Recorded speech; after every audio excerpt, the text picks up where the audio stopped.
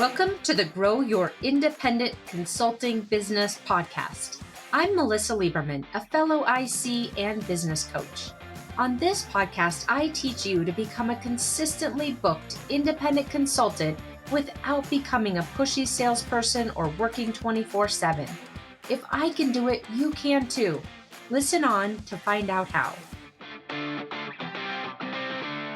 I'm so glad you're here today because I had to just talk about this topic. It's such a critical topic to the success of your independent consulting business, and that's lead generation. And I have to just paint this picture for you because I talk to independent consultants like you every single day. It's what I do, my jam. And some of the time when I'm talking to independent consultants, I get questions from them. And you might relate to this too. They ask me things like, what's the best way to get a potential client to talk to me? I'm not sure how to create conversations with potential clients. What's the best way to create leads for my business of potential consulting clients? How do I break my reliance on marketplaces or recruiters and start creating my own direct clients? I get so many questions like this. But where I'm puzzled is that I also talk to people who tell me, independent consultants who tell me they've got more clients who want to work with them than they have time. They tell me when I'm ready for a new client, I know who to call. Not a problem. When I need a new client, I know who to call. Or they say to me, landing new clients is easy. So, why the difference? What is the difference between the independent consultants who are not sure of how to generate leads, are unsure of how to generate leads, and have a challenge generating leads versus those independent consultants where it seems to come naturally to them? And so that's what I want to dive into today. What is the difference? Because most of us think the difference is some trait they have. This independent consultant who's really good at selling their services, they've got some great selling skills, selling capability. Or maybe they have a great personality, or maybe they have a great network. That's what you might be thinking. That's what most of us think.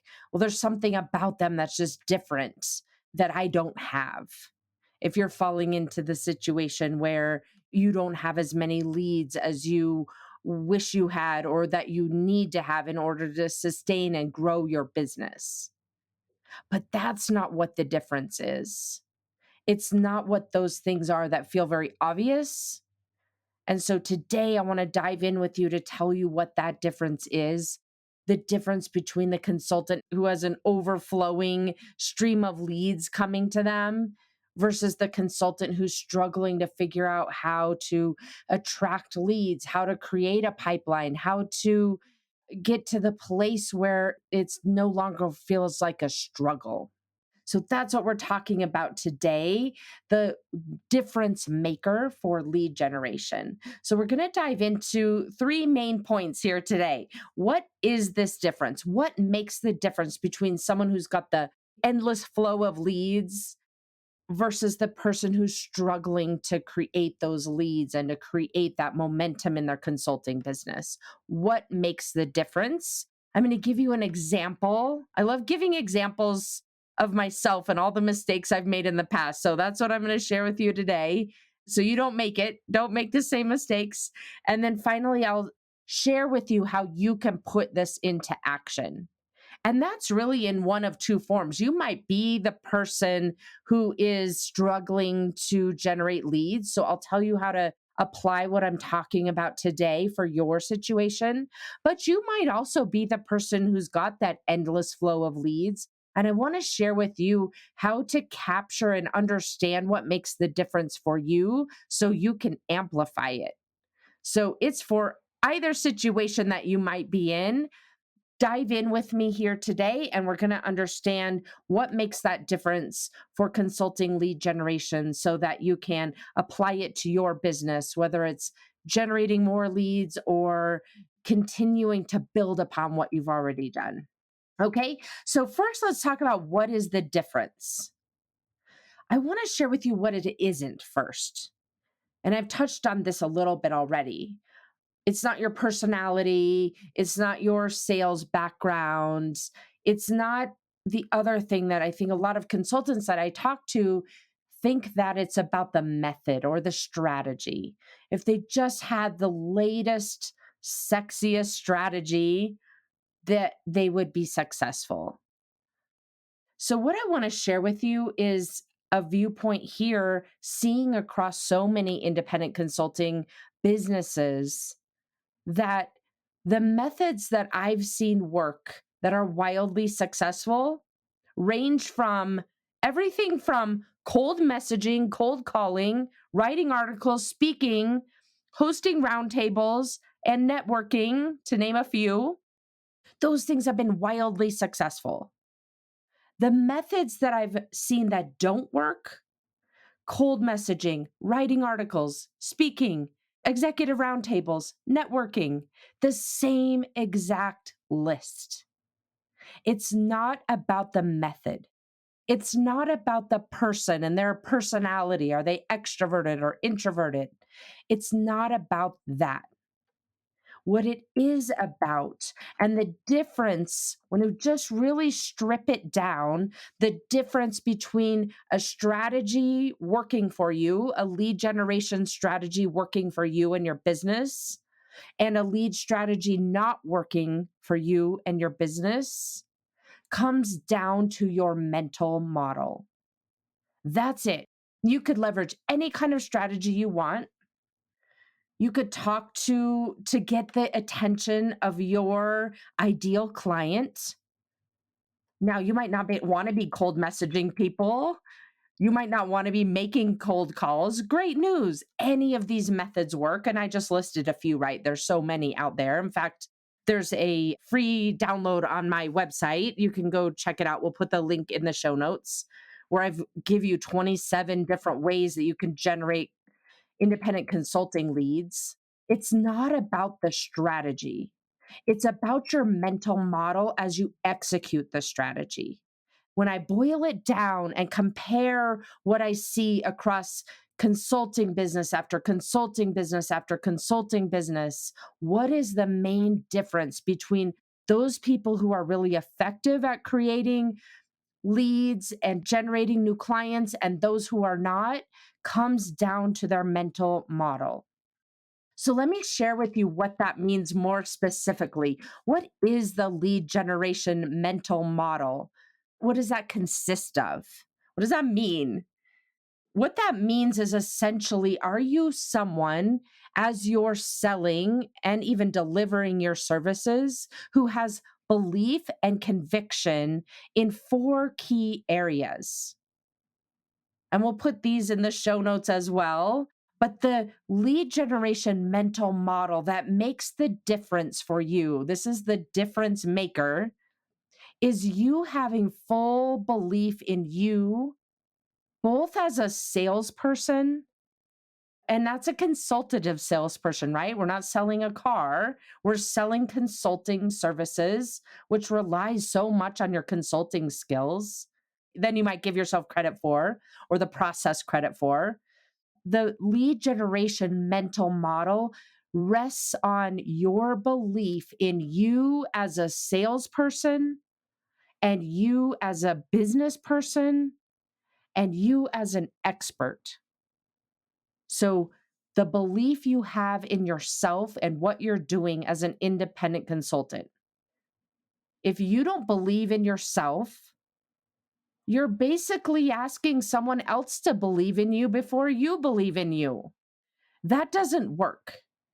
What works is you having that full belief that you have the ability to succeed, no matter what hat you're putting on in your business: the salesperson hat, the business owner hat, the expert hat, the delivery hat, whatever it is, you fully believing that you are capable and an expert in what you do. And I'll give you a few questions here in a moment that you can use to start really applying this. But really take a step back and ask yourself, where do I have gaps in belief about what I'm doing? Whether it's selling or delivering, where are my gaps in belief? That's what's dragging down your ability to create and close leads. Has nothing to do with the strategy. The second area of belief and conviction that is critical as part of this lead generation mental model, that's the difference maker we're talking about here, is you have full belief and conviction in what you deliver, that you can get your clients results through the consulting that you deliver and execute with them, that you're able to deliver whatever it is, the outcome that they're looking for. Your ability to be successful at lead generation rests on you truly owning that you can deliver whatever it is that you're ultimately selling from a consulting services perspective. Otherwise, the universe is essentially protecting you from getting new clients because you're not confident that you can actually deliver against that work. So it's imperative that you fully believe in you as well as what you deliver. And then, thirdly, that the consulting client is wanting and needing to work with you. If you go into a sales cycle, into a conversation with a potential consulting client, or you go into a scenario where you're compelling that, talking to that individual to even get them on the phone with you, if you're coming at it from the perspective of, well, they probably don't need me, but let me see what they might need, what they might want help with, you're already behind the curve. Why wouldn't you go into that situation giving yourself the benefit of the doubt that yes, they do want and need to work with you? Let's go figure out the details of that. It's such a subtle shift, but it makes all the difference in this process for you for lead generation and business development. So that is the difference. Again, it's not the strategy, it's not the personality, it's the mental model from which you're executing all of that. And how much you truly believe in yourself, how much you truly believe in what you're delivering, and how much you truly believe in that client wanting and needing to work with you to gain your expertise and to gain the outcomes and results that you can help them achieve and move forward in whatever the business challenges that they're trying to tackle. So, with that being said, I want to give you an example. And I didn't actually know this at the time, but I'll give you an example of myself. So, when I first started consulting, at first clients were coming to me, consulting clients were coming to me, past colleagues, like might have happened in or is happening in your business. And then I started thinking, which was great, right? That's all low hanging fruit and really easy work. But to be honest with you, it was not challenging work. It was work I could have done probably 10 years earlier in my career. And it certainly wasn't high paying work. It was paying, so that was good news, but it wasn't high paying work. But it felt easy to me, right? The work was coming. I was thinking to myself, well, I should be grateful that I've got this work coming to me. And so, I'm not going to rock the boat. But as I started getting bored of the mundane work that I was doing and getting curious about, I wonder how much I really could make in this situation, in this new business. This was 10 years ago now. I started thinking about what would I do to get another client and one that I didn't even know, or a client that I knew it somehow indirectly, maybe a second connection of some sort. What would that look like? That's what I started asking myself. And when I was asking myself that, in looking back on it, I didn't have all these tools at the time.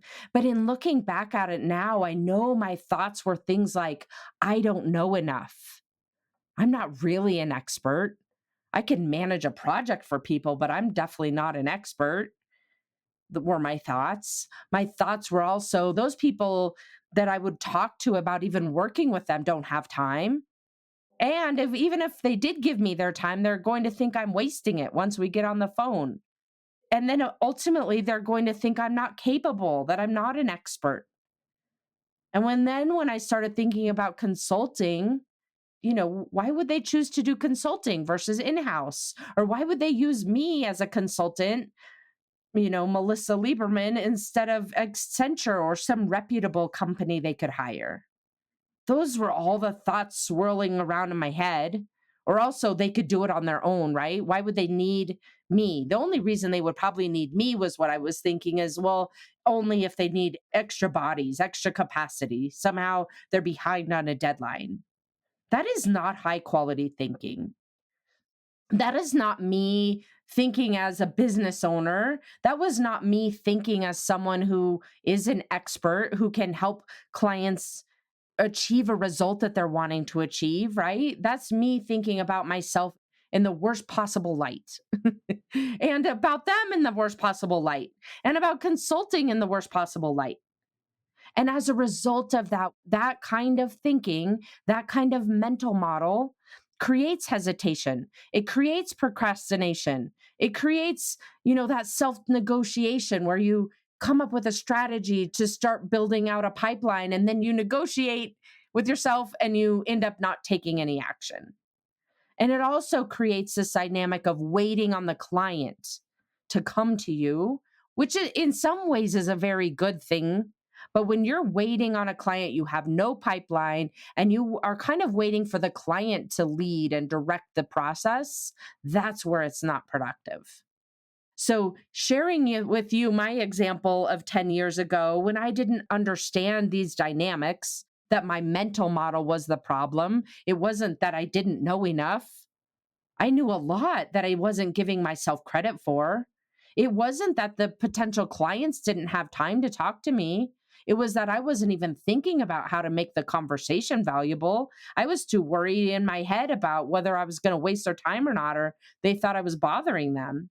Or it was some C-level person that I felt like was so far above me at the time because I had no company name behind me that I created this paralysis in my business for a very long time, doing work that was well below my capability, well below the level of impact I was capable of making, and well below the amount of money I was able that it should have been possible for me. So, what ended up shifting, and again, I didn't understand this at the time, that it was my mental model that shifted, but that's what shifted. And ultimately, what ended up happening, looking back now on it from a coach's perspective, I had shifted my mindset. And I fell upon it accidentally, over a period of time. I got more comfortable in my skin as an independent consultant, not being in corporate anymore. I started replacing a lot of employee mindsets and started thinking as a business owner. Now, mind you, this is taking years. It should not take you this one podcast, at a minimum here. But what I was able to do over that elongated period of time was to start thinking differently about myself. I started thinking I am an expert. In that case, when I was consulting, I am an expert in helping software companies, SaaS companies, startup companies scale. When I started thinking about my potential clients, I started thinking I have something valuable to share with them and to talk with them and discuss with them and value to provide in a conversation. Of course, they want to talk to me. Of course, they would love to have an outside perspective. Of course, they would love to hear about trends in the industry and how those might impact them, how they might apply them to their business, to have that kind of a dialogue.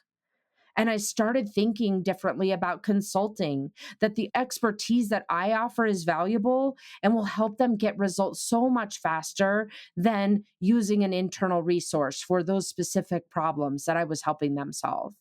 That was the shift. It wasn't that I got some fancy lead generation process. I was still using networking basically when I was consulting, but it was the shift in my mind that I made over that roughly 2-year period that made the difference. And so I share my personal experience with you because I figured it out the hard way, the long way. And I want to make sure that you're not making that same mistake and stuck in that same cycle for so long, like I was. And the other thing that I want to share with you is if you're not stuck in that cycle, here in a minute, I'm going to give you so you do have a lead generation process that creates that flow of leads for you. And it doesn't feel like a struggle. It doesn't feel hard. It doesn't feel like you're settling. If that's you, I'll share with you in a minute how to apply what I've shared on this podcast to your business. But first, before I do that, let's take the scenario how to apply it if you're the person, the independent consultant who is not creating as many leads as you want. Or if you're the independent consultant who's not signing the consulting clients who are paying you at the level that, reflective of your expertise and experience. If that's you and you're not creating this pipeline for yourself, then you're going to want to look at your mental models. And it's four simple questions. Again, we'll put these in the show notes, but what are you thinking about you as an expert? Just like I shared with you, all of these terrible thoughts I had about myself, not giving myself the benefit of the doubt, giving, really treating myself as sort of the lowest common denominator here, almost feeling like I was back in my 20s when I was in my late 30s when I started consulting. What are you thinking about you as an expert? What are you thinking about you as a salesperson? What are you thinking about you as a business owner? What are you thinking about your consulting services and the value you deliver to your clients? And what are you thinking that your potential clients are thinking about you and leveraging consulting? When you get that all out and really look at it, it shows you where your limiting beliefs are. It shows you where you're not giving yourself the benefit of the doubt. And a lot of this is going to feel factual. I can assure you, you could find evidence for everything you write down. What I can also assure you, having looked at so many independent consulting businesses and talked with so many independent consultants and been an independent consultant myself, that the opposite of whatever you have on the paper can also be just as true, if not more true. Most of us are very pragmatic, right? We like to kind of hedge our bets. We like to give ourselves buffer, right? But in this case, it backfires because when you're thinking about yourself in the worst possible way you could, that you're not an expert or where aren't you an expert, you're not giving that airtime to where are you truly an expert and how can you up level the way you're thinking about yourself so that you show up more convicted, so that you show up more in belief about what you do, how you do it, how you get your clients results, and why it would be a no brainer for them to want to work with you.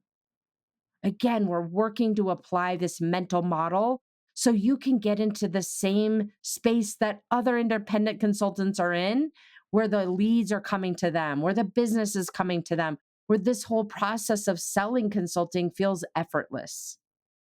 So ask yourself those questions and figure out where you've got gaps in your mental model, and then start working to rebuild those. That is the short answer to the process of creating confidence for yourself, creating that conviction for yourself.